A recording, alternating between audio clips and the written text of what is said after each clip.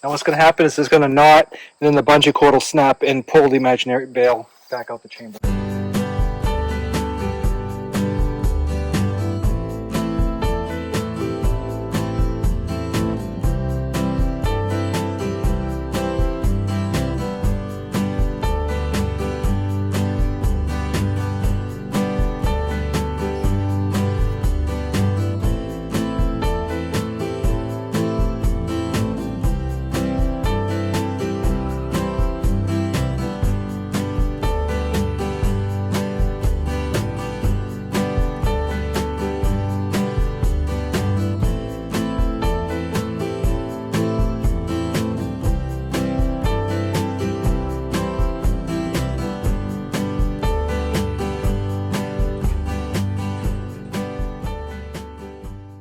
So you can see the knots here, perfectly tied.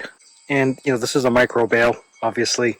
It's just because I used a bungee instead of a real bale, so, it didn't stretch back, and I also tripped it really early. But the important thing, as you can see, is there's knots. The baler here is probably about 40 or 50 years old, to be honest with you. And this is typical of what you find on a lot of small farms, small family farms, where they only have a few animals, but they want to put up their own hay. But what this baler is doing, the ailment that it's got, that it was explained to me when it was brought in, is it would tie one side and about every 8 bales miss a tie on the other side. So we're going to diagnose the knotter on this, take a look at everything. And like I said, most of the knotters are pretty similar, so even though you might not have this exact same baler, it's still going to be similar enough so that I can show you what it looks like here, and then you can figure it out on yours. So stick around for a few minutes. Let's figure out why this baler is missing one or so out of every 8 bales. So unfortunately, there's not really a lot of room for you, me, and Dupuy in here. So what we're going to do is, the first thing we need to do is take a look at what's going on here. This is pretty ratty. I power washed it, but you can see you got a lot of dried up grease different places. And what people do a lot of times that's really detrimental as far as knot tying, to make it not tie, is that they put way too much grease on everything, and they use pressure lubers and the battery operated lubers. And what you really want is just one of those regular old pump grease guns, because you want to grease it every time you use it, a little bit. So, but you don't want these things like dripping grease all over the place. That is worse than, in my mind, sometimes they're not putting any on it. So what we got to do is take these bolts off right here. This is one of those places where you want to put a little bit of never sees or something on it, because you're gonna have to take this off every time you want to flip this up. These got to come out. I've spent a lot of time tearing balers apart, and I've seen a lot of balers, and what I think is one of the biggest detriments to baler success is leaving your baler outside. You see a lot of people, they just at the end of the year, they unhook it wherever they got done with it and leave a bale in the chamber, which is a terrible, terrible thing to do to it. But if you leave it outside to the elements, well, things seize up, you get rodents in it, and the twine rots. If you leave hay in it, the hay rots and it holds the moisture, so you end up rotting the whole bale chamber out, and then you got a piece of junk. I've seen a lot of balers that worked fine. There was really nothing mechanically wrong with them, but they left bales in it, and it ended up just being a piece of junk when they were done, because you'd have to get somebody to basically remanufacture all the metal on it. So when I put this back in, I'm going to use stainless steel and a little bit of never sees. Stainless steel, it will rust a little bit, but these things you got to take every time you want to service the knotter. You pretty much got to take these out. You see how that dropped right down? And they're separate, so you got a right hand and a left hand, obviously. But this will flip right up, and we can get a look at it and see what's going on.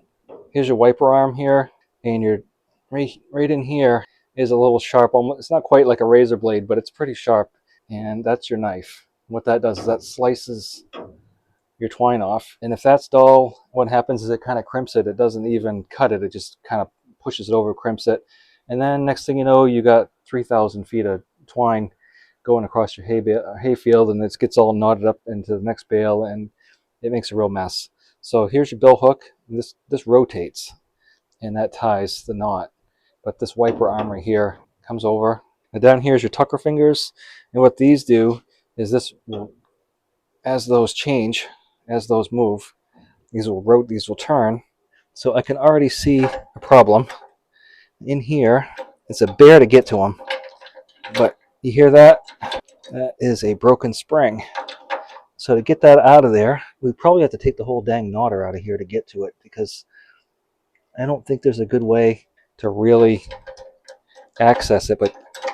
But you're always gonna, what happens with these springs is you leave it outside, these springs get brittle. They use this torsion spring, it snaps, or it gets stuck up here.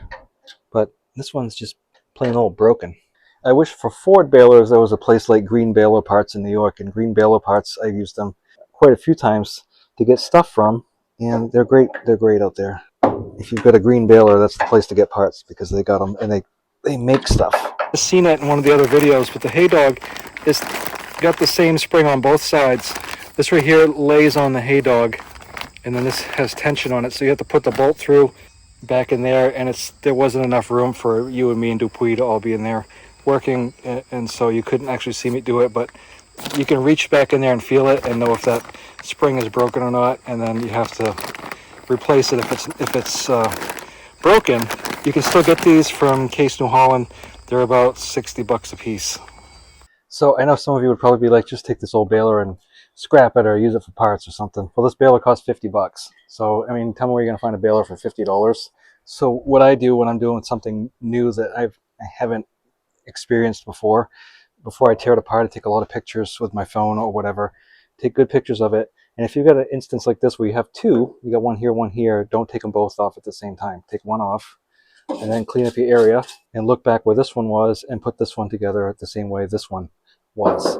There's a little shim in here that's pretty well rotted away, but you need that. That's what keeps this up off the ground. I guess you could shim it with washers, but that's what it came with. We'll see what's under there, but I'm going to clean this up and then we'll take it from there. Nobody really knows when the last time this worked. So here's the PTO shaft, and I shot a little bit of grease there, but I want you to see right there. I got to get a screwdriver and dig that out, and then I can't even hook it to the tractor as it is. I want you to see how these work in here.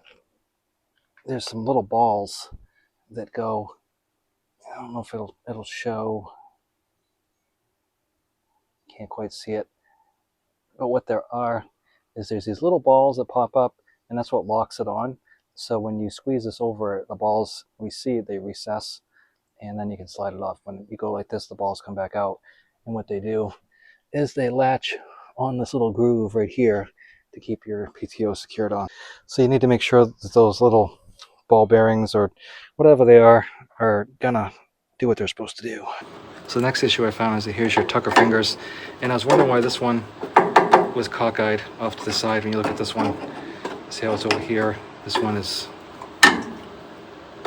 on the wrong side.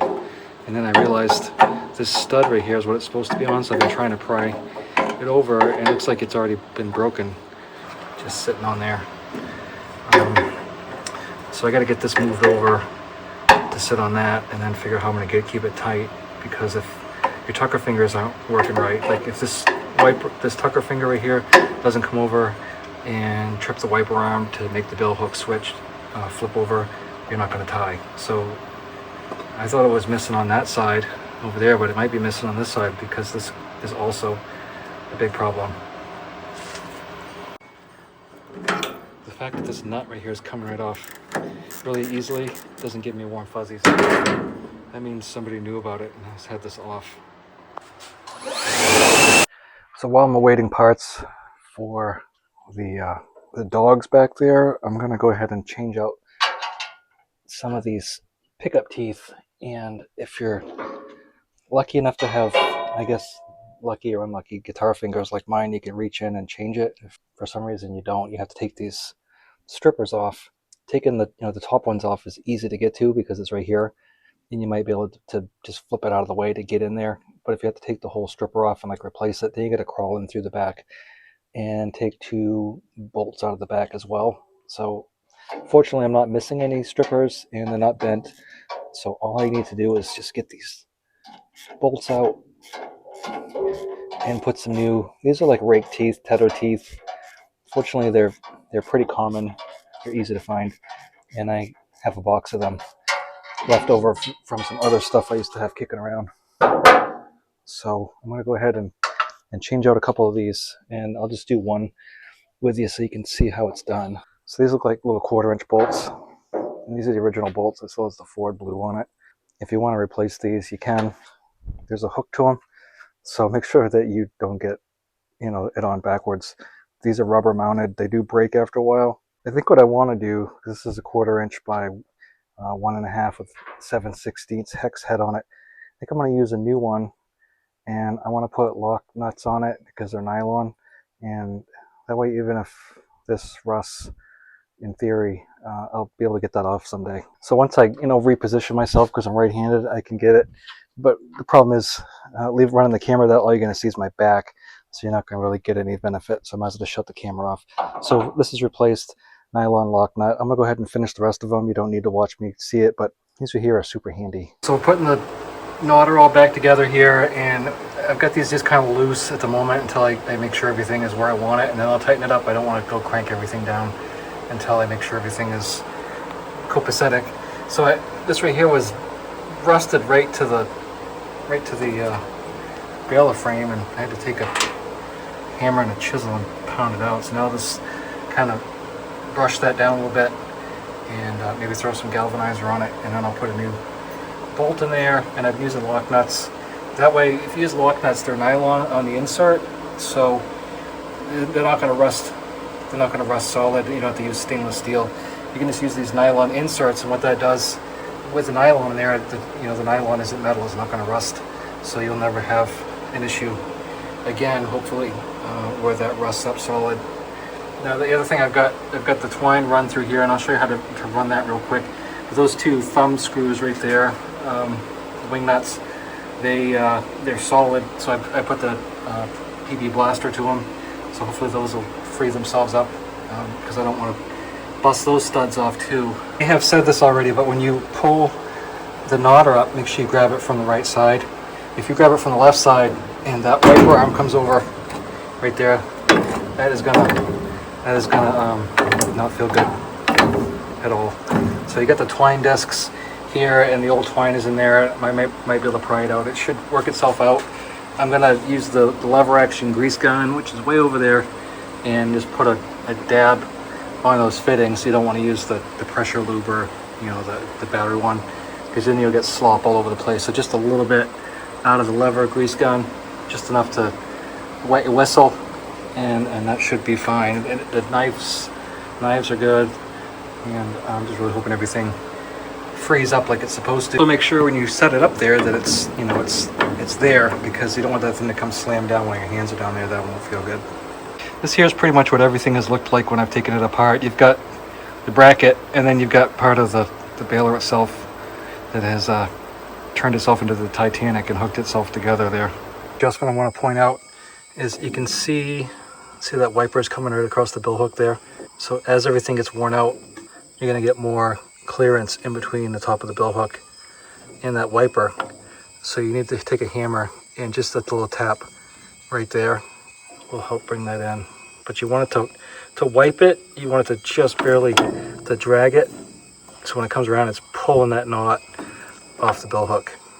So what they did here is they put the pickup on a belt, and it's a protection mechanism. So if you hit an obstruction or something jams up, in theory the belt will slip, and that way you don't have all kinds of stuff in here, mangling itself to pieces, breaking chains and whatever else. This is pretty much the last step that we do before we go ahead and try it out, and I'm concerned that these nuts on here are not going to move. These should be able to be adjusted, because you want to take the pressure off those springs. It's turning a little bit. So you've got springs that put friction on the clutch, and this has an overrunning clutch and a slip clutch. And what the overrunning clutch does, so when you use a tractor like the Super C that doesn't have an overrunning clutch built into it, what will happen is it allows the flywheel to keep turning, but you can still use the clutch and brake and shift gears with the tractor. So the overrunning clutch is kind of for the tractor drive line. The slip clutch is kind of for the baler drive line, and mostly it's the pickup, because the pickup is what's going to jam. So we want to take, what I don't want to do is bust these off. I can see there's square head bolts that go through. Then you got these square ones here, and we can put it bigger. These have a stop nut on them. You almost need like an extra deep, but we want to back that off a little bit also. If you don't get it shoved forward by these tucker fingers down here, then you're not going to get a good knot. What'll happen is you'll end up getting bales, and they'll tie a knot like on the top like this, and then the back end will be nothing. You'll get something like this. So what you got is this going on, and you have to adjust the twine tension here. If you have it too tight and it doesn't pull through right, you'll end up shredding it here on the knife, and your bill hook will get all bunged up. So poly is not ideal. So I want to show you a little different situation here, or scenario. So it's a little cleaner to look at. The twine box tensioner right here wants to be not loose, but it needs to be so you can pretty much freely pull the twine through, because by the time it goes through all the loops, gets up to the needles, you're pulling out a lot of stress there, so you need to be able to yank it down here. And then I've got a bungee cord hooked here down to the back right there, and that's just to simulate a bale forming in here, and this makes it all really clean so I can see what's going on. And you can see this right here was rusty. The twine wasn't coming through like it ought to. Like it ought to have some tension, but it needs to be enough tension so it's not sloppy, but it's not so you can play the violin on it. It doesn't want to be that tight. You want to make sure this is as clean as you can get it, and I've been wiping it off and cleaning it.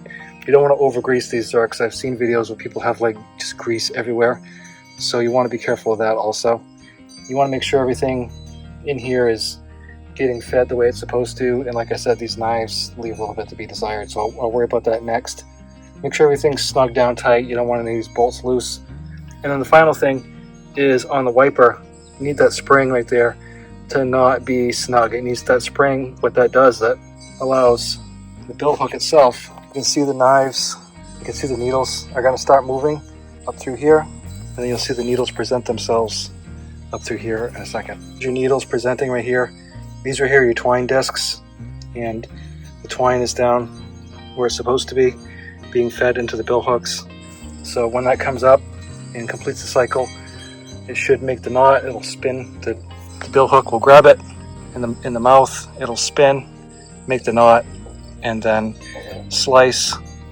Needles will come back down to their home position. So once I back the tension off on these bill hooks right here, which is the ones I just told you about, once I back that off, now I've got clean cuts. You can see how much nicer that is. I don't have a frayed edge. So a lot of it had to do with the tension, just so much here. And right now we're looking at the bill hook, which is kind of hard to see in there, but you can see that right now it's getting ready to grab the twine and make its knot.